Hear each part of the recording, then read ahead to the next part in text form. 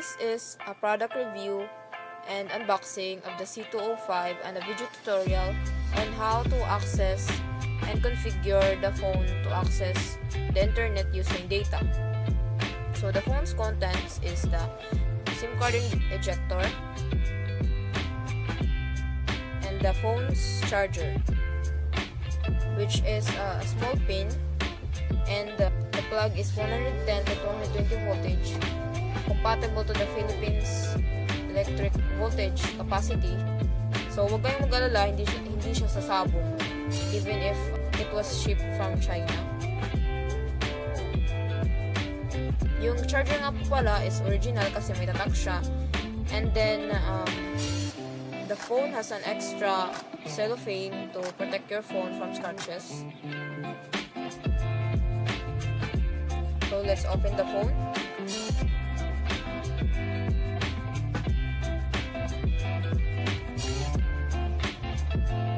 If you want to put your memory card and a SIM card, dapat yung memory card mo is nakatumba. Tapos magki-click siya if gumagana na or nakalagay na sa loob yung memory card mo.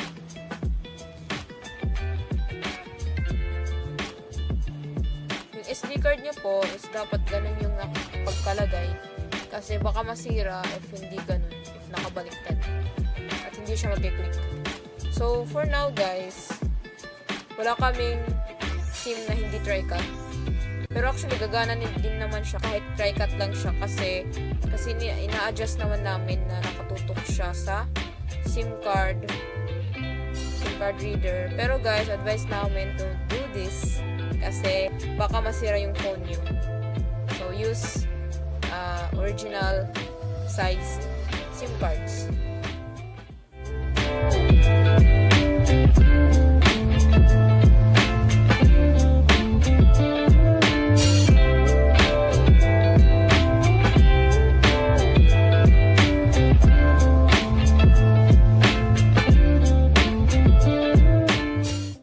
Pagka-open nyo pa lang, makikita nyo na yung logo ng Nokia, pati yung ringtone ng Nokia. That is the first indicator or first sign na original talaga yung phone. So, always set the time and date of your C2-05. There's a reason why dapat always siya nakaset, and watch through the end of the video to find out. So the applications and software or features of the phone is original and from Nokia. Kasi dati we had a phone that was C203 and yung features niya is the same as itong refurbished na Nokia C205. Maganda siya, as in the same talaga siya compared to sa dati namin na phone na C203.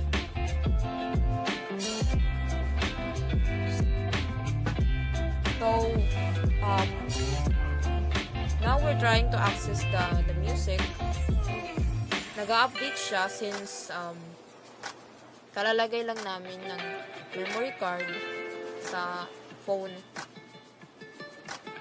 So, it's still updating its library.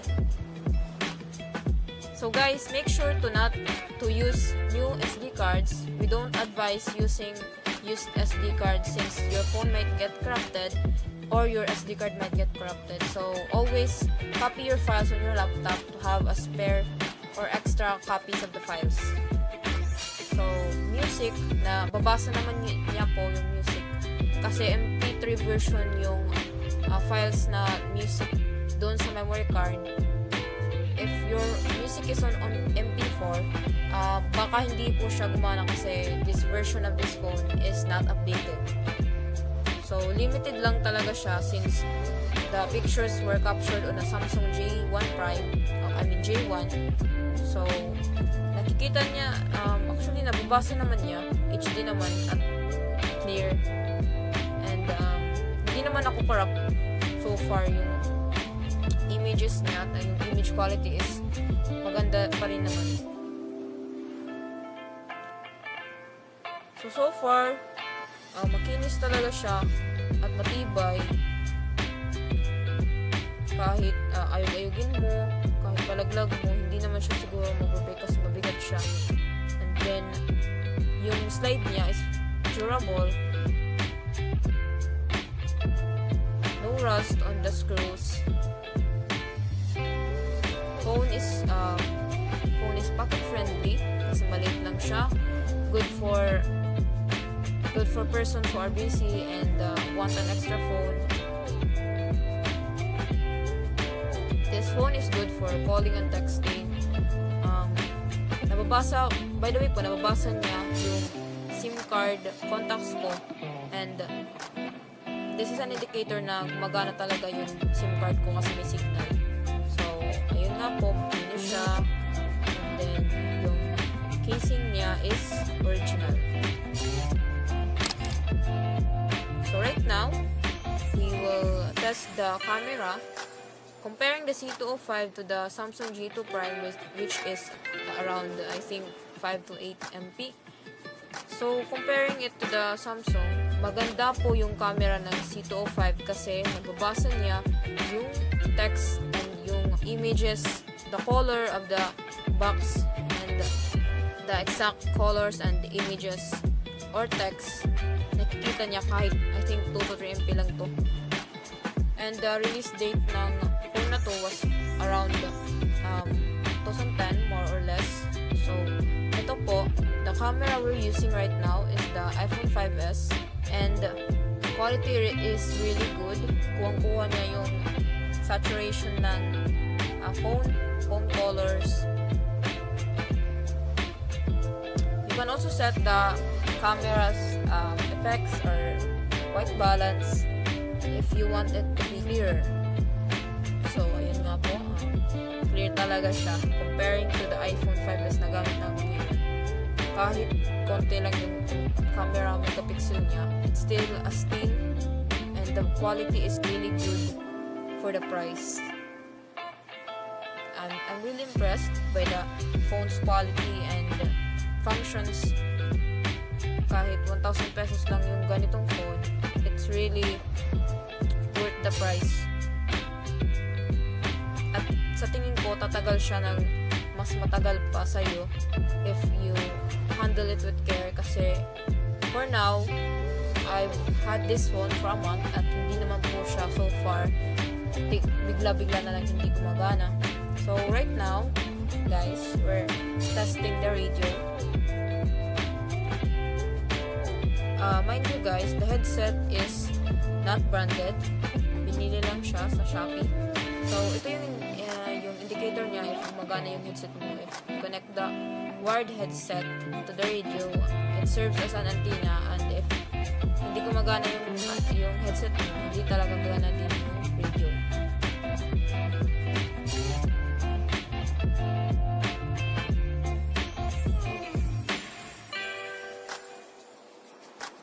You can play the radio of the C2-05 using via headset or on loudspeaker or via stereo or speaker. You can also connect your Bluetooth headset to the C2-05 and gagana din po siya kahit old version tong phone na to. Advanced yung specs niya, as in parang nung time na to na-invent yung headset, hindi pa na-invent. Mayroon na siyang software na magiging compatible sa mga ngayong generations na mga applications or accessories. Parang multifunctional siya na phone. Kahit cheap talaga yung price, original siya, guaranteed, satisfied ka talaga. So yung games niya guys, maganda din yung graphics. You can also download apps and games using the opera.com website or other sites. Just make sure to check if the site is credible and wala kayong madadownload na virus. If you want to download games, you can use your tab or cell phone, or you can directly download applications using Opera Mini on your C2-05 device. So far, yung battery niya is original kasi may tatak na Nokia. Yung kanina po, pinakita namin na wala siyang rust yung headset, and then yung memory card slot. So right now, I am searching the internet using web search from the C2-05 app. So always make sure to complete your web address when searching the internet. So guys, example lang to, pero hindi talaga gagana yung Nokia browser kasi your Nokia browser is expired. The internet certificate for this C2-05 or other Nokia phones is already expired since Nokia has stopped manufacturing cell phones and this phone is only refurbished. So, i-close ko na kasi hindi siya gumagana.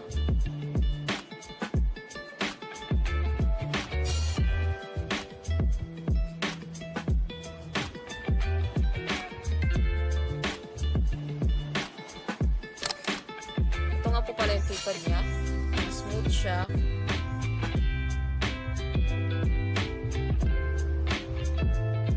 Ito din po yung dinownload ko na Opera Mini. Yung tatak niya.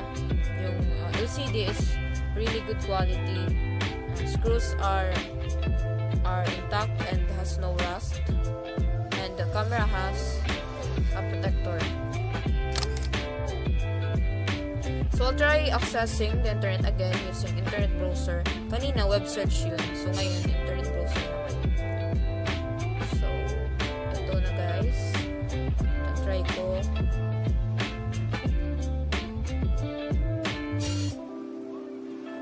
Try ko mag-internet.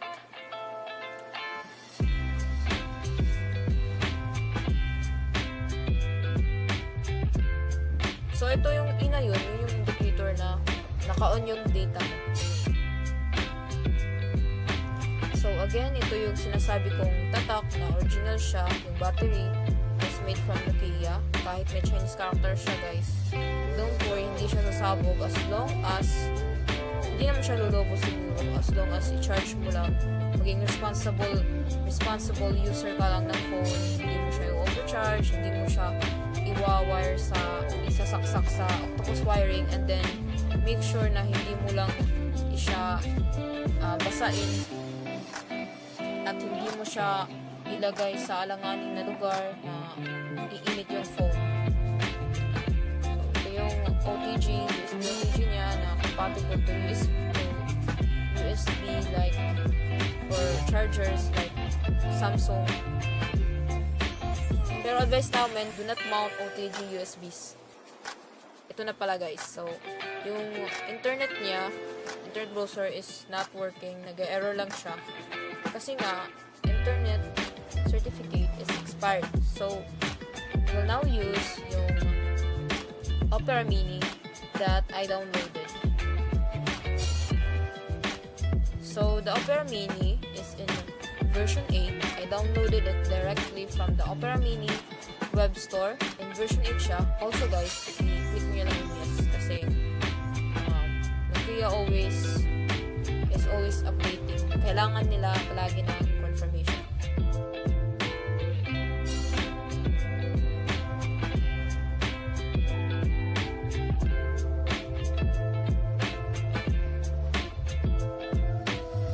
Click accept. Take note that the version I'm using is the Opera Mini 8 that is compatible for the C2-05. So, search tayo ng Facebook. Try natin kung gagana siya. Also guys, yung SIM card ko, may load siya. Yung load niya is only Go Surf 10. Kahit po Go Surf lang yung gamitin nyo or may load lang kayo, gagana siya. At mind you guys, mabilis yung internet niya.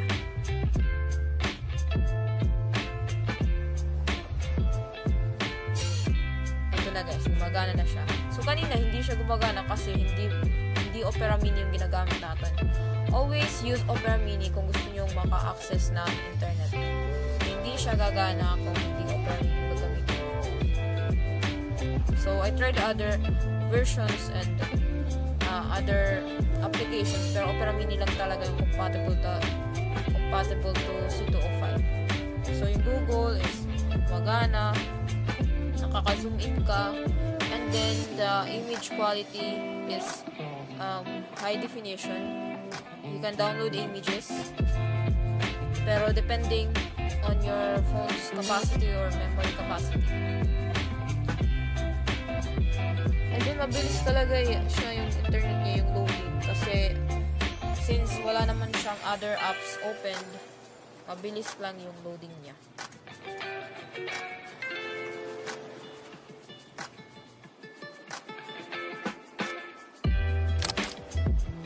So now, we will try to configure the date and time settings. We'll set the date and time para mamaya ma-access na natin yung internet. Pag hindi nyo po iset yung date and time, hindi po gagana yung Opera Mini. So, dapat iset nyo to the time right now.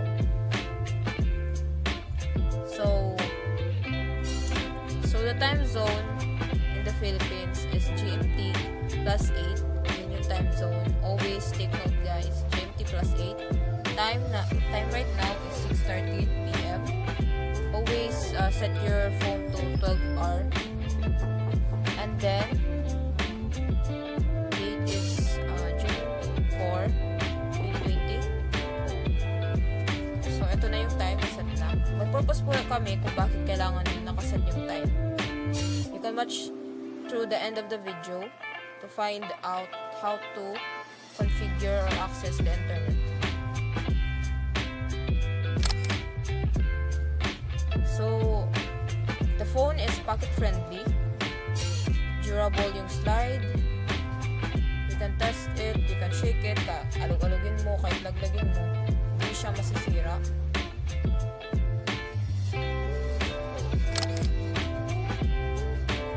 So now we'll be showing you how to download the Opera Mini app on your tablet or phone.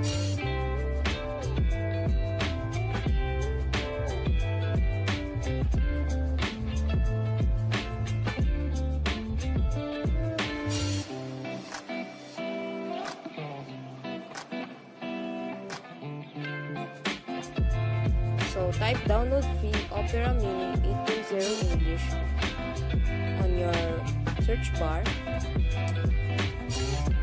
Okay lang po kahit go surf 10 lang yung load nyo, makakapag-download na kayo ng Opera Mini app.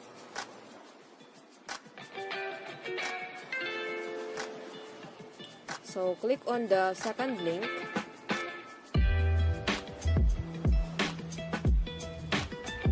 After scrolling down, click on the second link.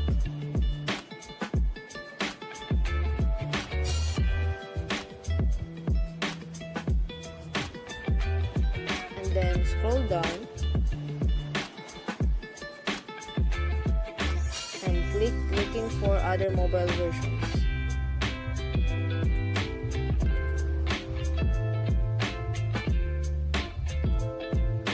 And then click here. I-click nyo yung click here. And then, click nyo yung Opera Mini 8. Or hanapin nyo yung Opera Mini 8 kasi yun lang po yung compatible to the Nokia C2-05, which is the Opera Mini version 8. So, click on the first link, which is English version JAR or Java app. After that, download the app. Check your downloads. And then send the Opera Mini downloaded file to your C2-05 via Bluetooth. So accept the file. After sending, and check the file if na-receive mo na on apps.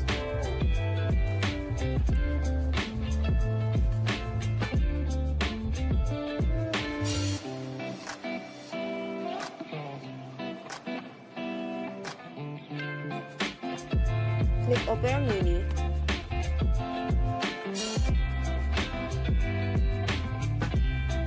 yun na guys, gagana na siya. Pero, lagyan nyo muna siya ng SIM card na may load. Kahit go surf 10 lang po is okay na siya at gagana na yung internet mo at makakapag-YouTube ka na, Google and Facebook. So, take note guys, follow the step-by-step method to make sure nagagana po yung data internet nyo kasi if hindi nyo po finalo or may nakalimutan kayong gawin sa mga steps, hindi na po talaga siya gagana. So, remember guys, do not configure or reset your phone, do not overcharge, do not plug in octopus wiring, and always buy at your own risk. So guys, my final thoughts on the Nokia C2-05. So kung kayo yung tipo ng tao na hindi mahilig mo internet or gusto lang ng spare phone, then I would definitely recommend this phone for you kasi durable na siya and affordable for your 1,000 pesos. Makakapag-internet ka na and makakapag-text and calls and pocket friendly siya so you can carry it anywhere you go at di pa madali mag-lowbat. So, if you guys have any questions, suggestions, or product review suggestions, you can comment down below and check the link for the product on the description below. Thank you guys for watching. See you on our next video.